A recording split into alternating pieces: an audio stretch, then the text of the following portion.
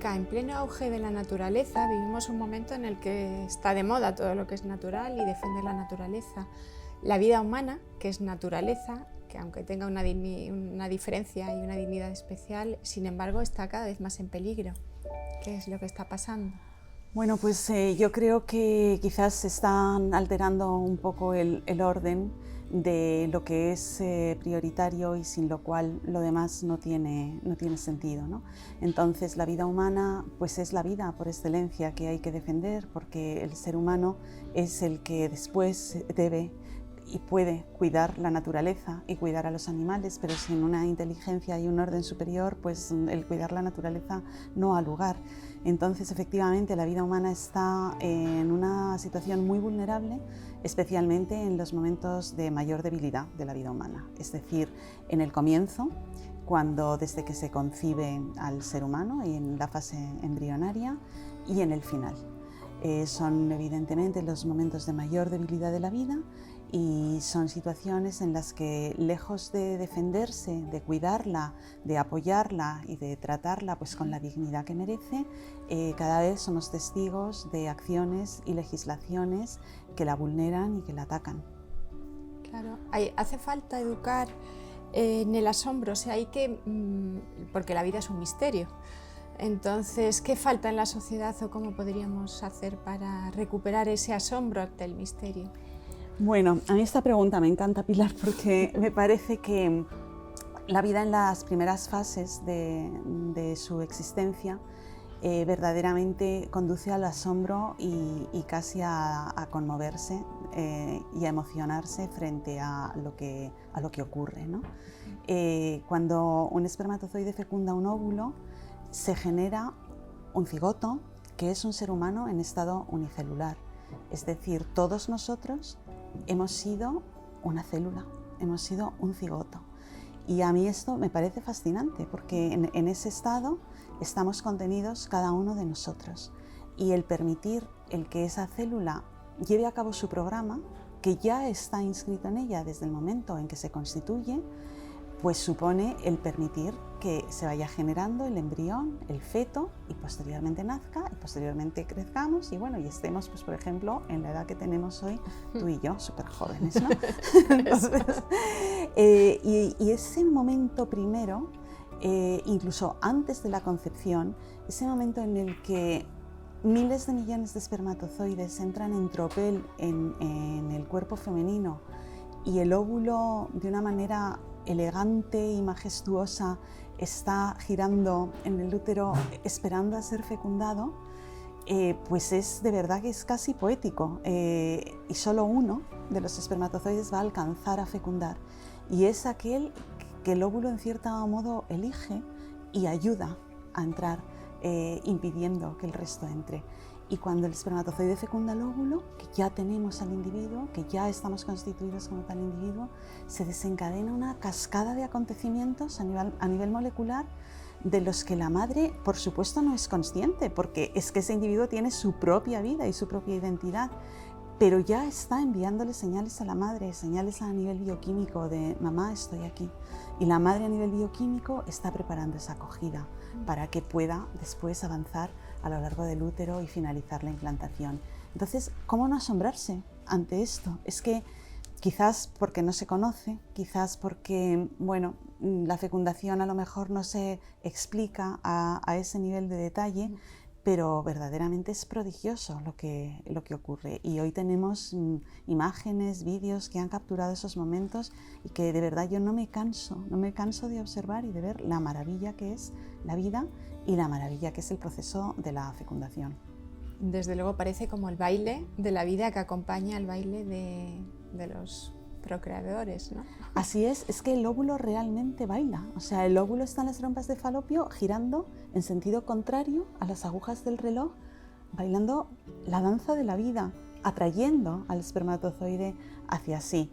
Y los espermatozoides ahí van en tropel como un buen gameto masculino, el óvulo súper elegante, súper majestuoso, los espermatozoides en armada, bueno, a ver cuál es el que llega primero, ¿no? Y curiosamente el que llega primero no es necesariamente el que fecunda el óvulo. es el óvulo el que elige. Entonces, eso sí que es la curioso. verdad que es precioso. Es fascinante y sí, hay que recuperar o hay que dar a conocer, porque a veces ni siquiera recuperar ese asombro por la fascinación de la fecundación y del inicio de la vida. Es curioso cómo la comunidad científica, porque realmente lo podemos ver, como has dicho, en microscopio, en vídeos, en películas, reconoce que hay vida, esa vida es humana, Sí. no puede ser otra cosa, Puede ¿no? ser otra. Y sin embargo se legisla en contra y además lo peor es que él se educa en contra, o sea, parece, porque la primera respuesta que te encuentras es que no hay vida. Bueno, la verdad es que desde la ciencia es incuestionable que existe vida y que esa vida es humana desde el momento de la concepción, desde el momento de la fecundación. Nos lo dicen los datos de la biología celular, nos lo dicen los datos de la biología molecular, de la genética molecular. O sea, el óvulo deja de ser un óvulo y se convierte en un cigoto. Y en esa nueva realidad biológica, en ese embrión en estado unicelular, lo que hay es un genoma humano, y específicamente humano como constata la genética molecular. Entonces, existe vida y es vida humana desde el momento de la concepción, cuestión incuestionable desde la ciencia. La cuestión ahora es, ¿esa vida tiene el mismo valor que otras vidas? Y ahí empieza ese debate. Bueno, es que si no le damos el mismo valor no llegaremos a permitir que se desarrolle. Entonces un científico honrado no cuestiona que existe vida y es vida humana desde la concepción. Es más, hay debate en torno a, bueno, es que son una masa indistinguible de células y tal, pero es que la ciencia también ha puesto de manifiesto que esto no es así, que desde que el cigoto, el embrión unicelular, se divide en dos células, esas dos células ya son distinguibles entre sí. Una va a generar el cuerpo embrionario y otra va a generar las estructuras paraembrionarias, la placenta, el trofoblasto, que se llama, ¿no? Entonces, ya a ese nivel súper primitivo de división, en la primera división celular, ya las dos células son distinguibles entre sí. Con lo cual esa argumentación de que es una masa amorfa de células indistinguibles que no obedece al dato objetivo de la ciencia. Entonces, ¿qué ocurre? Pues que no se le da la misma dignidad a la vida en según qué momento de su desarrollo, en según qué fase de su existencia. Y volvemos pues, al comienzo de tu pregunta, ¿no? En la fase inicial, en el comienzo de la vida y en el final de la vida, la vida es sumamente vulnerable y se legisla en contra y se actúa en contra. Pero es muy llamativo en estas cuestiones que tienen mucho que ver con la disciplina de la bioética.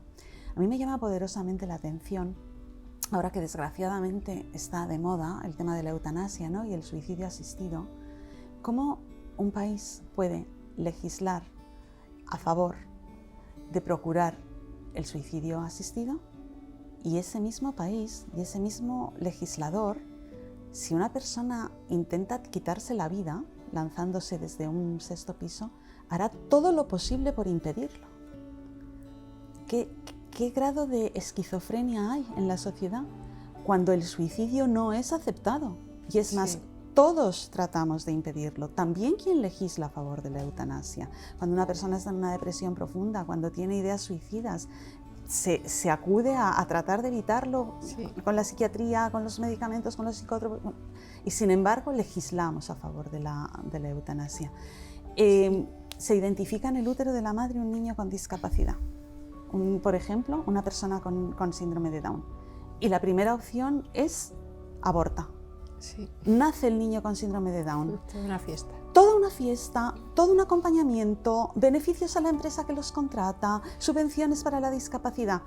Pero vamos a ver, que es que lo único que pasaba antes es que estaba en el útero de su madre, pero que es el mismo. Entonces, es de verdad que hay una esquizofrenia en estas legislaciones y en este tipo de actuar. Sí, además el otro día leía que en los países donde estaba legislado desde hace ya muchos años el suicidio asistido, paradójicamente había aumentado el número de suicidios independientes, que ni siquiera habían recurrido al asistido. Claro, la cuestión es esta, es que si el país, si el Estado de Derecho regula la práctica suicida, es lícito, ¿por qué no me voy a poder quitar yo la vida? aunque no tenga ninguna enfermedad terminal, aunque no sea un anciano en situación de tal, aunque no entre en uno de esos parámetros que está regulado, es que lo he decidido en un momento de enajenación mental o con toda la frialdad que evidentemente subyace una patología, ¿no? Entonces sí, lamentablemente esas son las cifras objetivas. Es el problema de la moralidad de las leyes. Exacto. Es que es muy importante tener en cuenta que lo que es legal no es necesariamente lo que es ético. Y desgraciadamente en estas cuestiones tenemos, concretamente en España, pues un marco de legalidad que permite una serie de prácticas que son todo menos éticas, empezando por la ley del aborto, que si seguimos un poco la evolución de la ley del aborto en nuestro país, bueno, para empezar, no se llama aborto, se llama interrupción voluntaria del embarazo. Vamos a ver, cuando luego se interrumpe no puede continuar, entonces el embarazo no se interrumpe con un aborto, el embarazo se finaliza. Otra cuestión muy habitual, no llamar a las cosas por su nombre, ¿no? Sí. Bueno, pues la ley del aborto, que no de la interrupción voluntaria del embarazo, de la finalización voluntaria del embarazo, que sería el término correcto, no hace ético abortar. El aborto es un drama. Es un drama para la mujer que lo lleva a cabo y es un drama, por supuesto, para el hijo que no nace. Los vientres de alquiler. Los vientres de alquiler. Afortunadamente. Ley de reproducción humana asistida en nuestro país no lo contempla, pero la ley de reproducción humana asistida contempla el diagnóstico genético preimplantatorio, contempla el diagnóstico genético prenatal, contempla, por tanto, la eugenesia y el acabar con personas con determinadas discapacidades. El 19% de las personas que se abortan exclusivamente por tener algún tipo de discapacidad que ha sido identificada en el útero. La ley de la eutanasia, en fin, es que la ley de investigación biomédica que permite la investigación con embriones, es que lo legal no es ético, no necesariamente es ético. Es que una ley que establece la pena de muerte no necesariamente es ética, por salir del tema del comienzo y el final de la vida. Entonces, y el problema es que lo legal educa, aunque queramos o no queramos. Desgraciadamente lo legal educa. Si es legal, entonces ¿por qué no? No, es que las drogas son legales. La prostitución es legal. Es que es bueno drogarse, es que es bueno prostituirse. O sea, no podemos dejarnos abducir así por cuestiones. A mí en bioética me parece que es muy importante a veces el sacar del contexto y decir, bueno, esto en este contexto yo lo aprobaría. O sea, yo entiendo que la prostitución es buena, es fantástico que una mujer se prostituya. Pues no lo es. Obvio que no lo es, sí. Pues entonces es que no todas las leyes son buenas, es que no lo son, no todas las leyes son éticas. ¿Y qué intereses puede haber detrás? Bueno, yo creo que hay una mezcla de muchas cosas, ¿no? Yo creo que hay un afán de progresismo malentendido.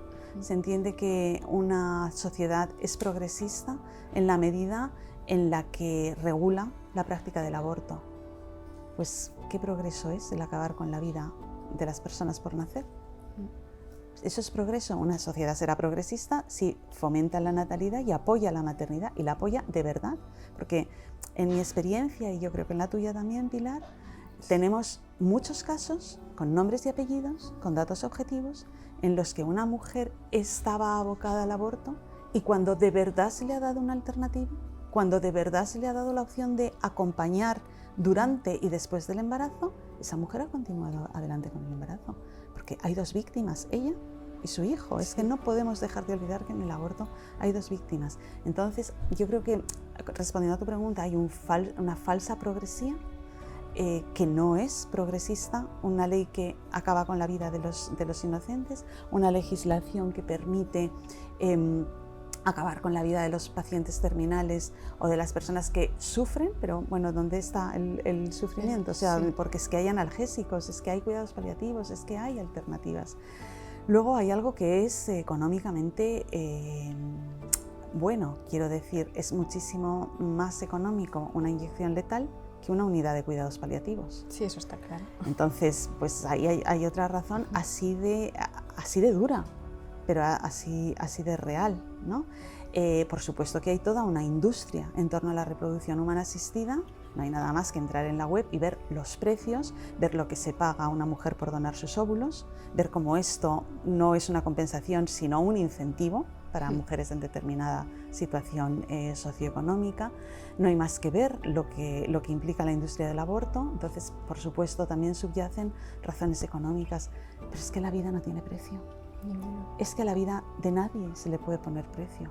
Entonces, entrar en ese diálogo verdaderamente es perverso, es una forma de razonar perversa. Sí, ahora haría falta, estamos en un momento que haría falta un replanteamiento del progreso, porque parece que todo lo tecnológicamente posible es éticamente bueno, pero acompaña el progreso social. O sea, es como que los dos necesitarían un replanteamiento, ¿no? Totalmente, totalmente. Al final, esto en investigación se ve claramente, y ahora, desgraciadamente, con la situación mundial que estamos viviendo, ¿no? Y ese miedo a la bomba atómica.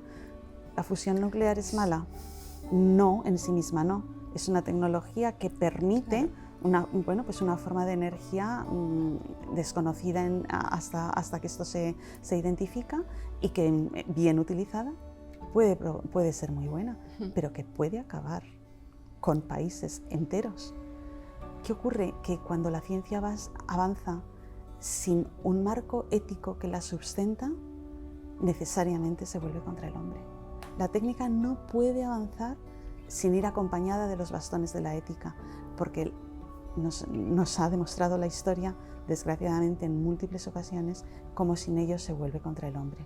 Por eso la tecnología, las redes sociales, la era digital, la inteligencia artificial, todo lo que, ahora por enunciar cosas más actuales, necesitan un marco ético, y sin él se vuelven contra el hombre.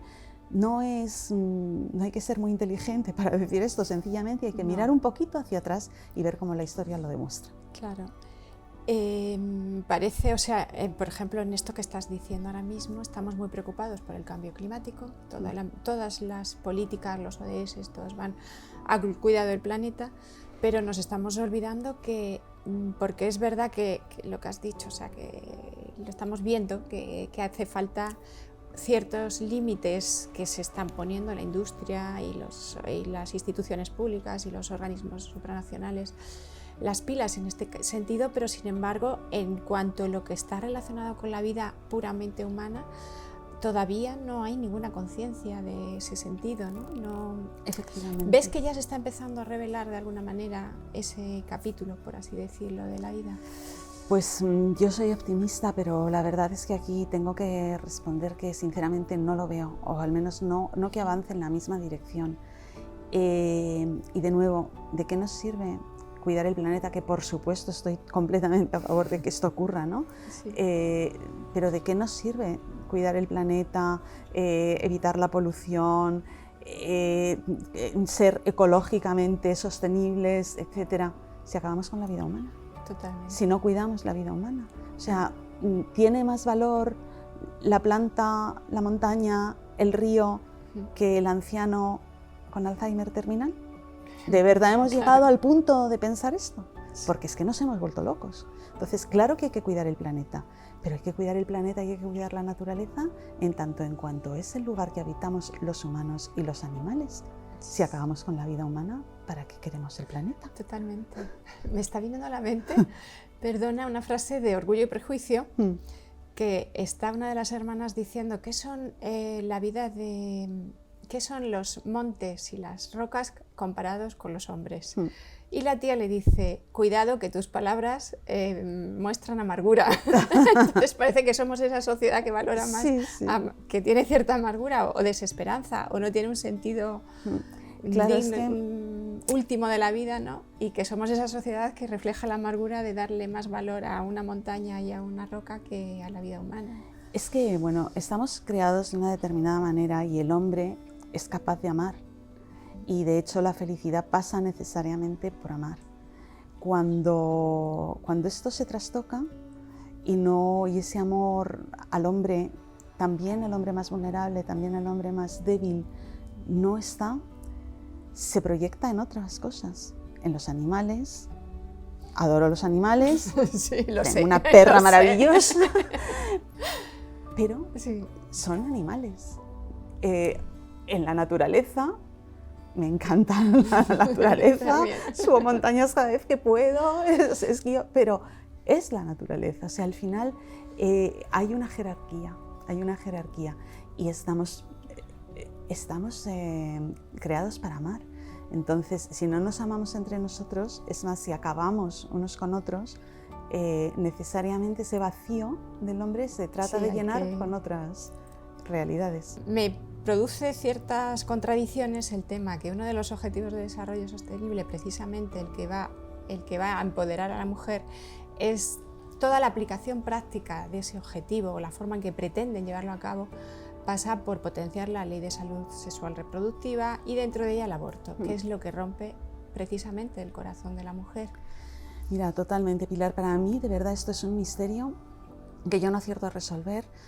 ¿Cómo puede el feminismo radical estar a favor del aborto cuando el aborto deja a los pies de los caballos a la mujer? Cuando el aborto prácticamente se trata de convertir en una forma más de anticoncepción, siendo muy lejos de ser una forma más de anticoncepción, siendo el acabar con la vida del hijo que llevas en tus entrañas. Y por otra parte, el feminismo radical se opone a la maternidad subrogada, porque entiende, y entiende bien, que es una utilización del cuerpo de la mujer y que es una esclavitud del cuerpo de la mujer. ¿Cómo pueden convivir en la misma ideología las dos realidades? O sea, ¿cómo se puede estar en contra de la maternidad subrogada argumentando que es una utilización de la mujer y sin embargo estar a favor del aborto entendiendo que esto es un derecho de la mujer? Es llamativo el hecho de que la ley del aborto pues, en nuestro país ha evolucionado de una manera sorprendente, ¿no? El aborto era una acción punible en el Código Penal y estaba concretamente dentro del capítulo de las acciones contra las personas, es decir, se reconocía de facto en nuestro Código Penal que el nasciturus es persona. Y hemos pasado de ser un acto punible a ser un derecho de la mujer. Y todo esto instado por un ministerio que se crea ad hoc para esta cuestión, que es el Ministerio de Igualdad. Yo de verdad no necesito un ministerio de igualdad. Es que, gracias a Dios, no soy igual a los hombres, sin tener nada en contra de los hombres, pero es que somos distintos y complementarios. O sea, ¿qué falta hace un ministerio de igualdad? Ninguna. ¿Por qué se crea? Para regular la práctica del aborto. Una vez que se regula, en esa legislatura desaparece. Y ahora ya vuelve, porque volvemos otra vez con el cántaro a la fuente para abrir otras espitas, algunas que se han cerrado previamente y otras nuevas en el tema del aborto. Entonces, para mí, de verdad, es muy doloroso ver que las propias mujeres tienen esta actitud, ¿no? en algunos momentos. La cuestión no es lo feminista y lo que protege a la mujer, no es procurar que acabe con la vida de su hijo. Lo que protege a la mujer es acompañar su maternidad, que es inherente a la mujer, de la forma y modo que ella quiera y en el momento que de forma responsable se decida y en el escenario concreto que cada una en el ejercicio de su libertad decida.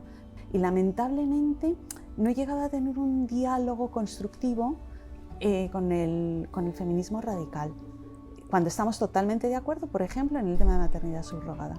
Sí, porque es verdad que empieza a haber varios puntos en común. Sí. O sea, a raíz del extremismo al que está llegando todo. Justo. Tenemos una militancia feminista en las filas de la izquierda radical que impide que hoy tengamos maternidad subrogada regulada en nuestro país, pero sin embargo arenga y promueve el aborto, bueno, hasta el punto de que la ministra primera que tuvo la cartera de Igualdad decía, bueno, sí, un ser vivo es, pero un ser humano. Vamos a ver, señora Aído, que es que el genoma de ese ser vivo es humano. O sea, sí, no hay otra. ¿Qué es? No hay otra. En fin, ¿cuándo nos hacemos humanos? ¿En qué momento del desarrollo embrionario? Es que hay algunas barbaridades de verdad científicas que es que no se sostienen, no se sostienen. Y el problema es que encima se airean. Encima se airean, o sea, sí, pero vamos, sin despeinarse. Bueno, un ser vivo es, pero un ser humano, pero vamos a ver. ¿Usted cuándo se volvió humana en el seno de su madre? O sea, hay cosas de verdad insostenibles. Totalmente. Es como las políticas de conciliación que van enfocadas a compensar al hombre y a la mujer cuando la biología, yo creo que esa política de conciliación debería ser más con preferencia hacia la mujer porque es la que tiene el cuerpo, que da luz, que además está predispuesto biológicamente para ese apego en ese comienzo y entonces en base a eso no fomentar la congelación de óvulos para luego, sino ayudar en ese momento que la mujer es madre. Efectivamente, pero eso es acompañar efectivamente a la mujer y entender lo que es conciliar y entender lo que es complementariedad. Pero es que en el momento que pretenden que seamos iguales, nos hacen un flaco favor, porque es que de verdad, perdónenme los señores que me escuchen, pero es que yo no quiero ser igual al hombre. Y entiendo que el hombre no quiere ser igual a la mujer, porque ¿dónde entonces está la complementariedad? Es que somos afortunadamente distintos y complementarios. Sí. No podemos pretender que el hombre dé a luz a los hijos y los amamante. Es que no, es que su fisiología lo impide. Es que esa parte nos corresponde a nosotras, afortunadamente, y no la cambio por nada, porque es una dimensión espectacular del sexo femenino, ¿no? Que es justamente la maternidad. En el momento en que, como eres igual al hombre, tienes que triunfar en tu vida profesional, ahora no puedes quedarte embarazada porque entonces se trunca tu carrera profesional. O sea, yo recuerdo que tuve un jefe que me criticó. Voy a contar esta brevísima anécdota, que me criticó porque yo sustituí a una mujer que trabajaba conmigo en su baja por maternidad por otra mujer embarazada. Y me dijo, pero ¿cómo es posible, Mónica, que hagas esto? ¿Estás sustituyendo una baja de maternidad a una mujer que está embarazada? Y le dije, pues sí. ¿Y sabes por qué? Porque es la mejor candidata, curricularmente hablando, es la mejor candidata para esto. Las cosas son como son. A los hijos los parimos nosotras y los gestamos nosotras. Total. Entonces, ¿eso es una razón para excluir, contratar a alguien? Pues me parece una discriminación bestial. Ahí tendría que entrar el feminismo. Ese es el auténtico feminismo. Totalmente. Estamos hablando de que toda vida tiene valor, incluso la que tiene un cromosoma de más. Sí. Que muchos dicen que es el cromosoma del amor. Sí. Eres la presidenta de la Fundación Jérôme Lejeune. Cuéntanos pues, algo de la figura de Lejeune y qué hacéis vosotros aquí. Bueno, la figura de Lejeune es un gigante, ¿no? Uno de estos seres humanos tan excepcional que, bueno, podríamos estar hablando tanto tiempo de él, pero por resumir, él es médico, genetista, padre de la genética moderna, se crea la primera cátedra de genética en la Sorbona por él, y él identifica la causa genética que hace que las personas tengan síndrome de Down. Identifica que en el cromosoma 21, en el par 21, en vez de haber 2 cromosomas, hay 3. Y él mismo dice, con este descubrimiento, ponemos de manifiesto que las personas con síndrome de Down no tienen algo de menos, sino algo de más. No solo un cromosoma además, sino que efectivamente creo que todos tenemos la experiencia de conocer a alguna persona con síndrome de Down y saber cómo son capaces de, con solo su presencia, sacar lo mejor de nosotros mismos. Es imposible estar ante una persona con síndrome de Down y no sonreír. Es imposible estar ante una persona con síndrome de Down y no sentir ese cariño, como tú muy bien decías, ¿no? Ese cromosoma del amor que emanan. Bueno, cuando están contratados para trabajar, esa sinceridad, ese perfeccionismo por hacer las cosas que a veces demandan, bueno, es que este se está escaqueando, es que este no está haciendo las cosas bien, ¿no? Entonces, bueno, Lejeune identifica esto y al tiempo está moviéndose la ley del aborto en Francia, con lo que él vive un auténtico drama, y es el haber identificado la herramienta para acabar con los que él llamaba sus pequeños. Ahora que se sabe que el cromosoma extra en el par 21 es la causa del síndrome de Down, esto permite identificar a estas personas en el útero de la madre y acabar con su vida. A partir de ahí, Lejeune vive un auténtico drama y trata de defender la vida de sus pequeños de manera incansable, participando en todos los debates, acudiendo a todos los foros posibles para demostrar que esa vida merece la pena ser vivida, luchando contra reloj para tratar de identificar una terapia, y bueno, pues muere de forma prematura.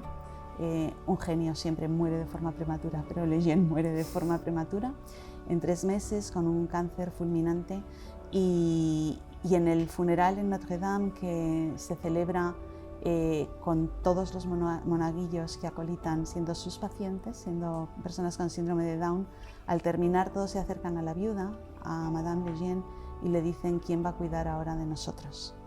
Entonces, a partir de ahí, Madame Lejeune arranca lo que hoy es la Fundación Lejeune, que trata de seguir el testigo de Leyen. Claro, cuando un genio no está ya entre nosotros, hacen falta cientos de personas para tratar de continuar su obra, la que él hacía solo. Y eso es la Fundación Leyen. Es la Fundación Leyen en París y es la delegación de la Fundación Leyen en España, en la que investigamos en síndrome de Down y en cuestiones de bioética, en la que cuidamos de las personas con síndrome de Down y en las que divulgamos la cultura de la vida y la defensa de la vida de las personas con discapacidad intelectual de base genética. Pues la verdad que bueno, una gran labor tenéis por delante. Sí. Y esperemos que nazcan muchos niños más para poderles atender. Pues ojalá, sí, porque desgraciadamente el 96% de las personas con síndrome de Down que se identifican en útero son abortadas. ¿Qué mensaje mandarías a todos los padres que reciben un diagnóstico de este tipo? Bueno, pues yo les mando, la verdad, un mensaje de esperanza.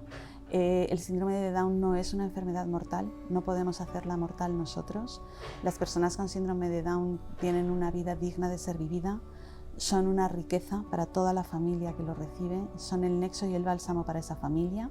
Por supuesto que no es una andadura fácil, pero ningún hijo es una andadura fácil, con lo cual yo les animo a abrazar esa vida y les garantizo que solo van a tener recompensa. Pues, muchas gracias.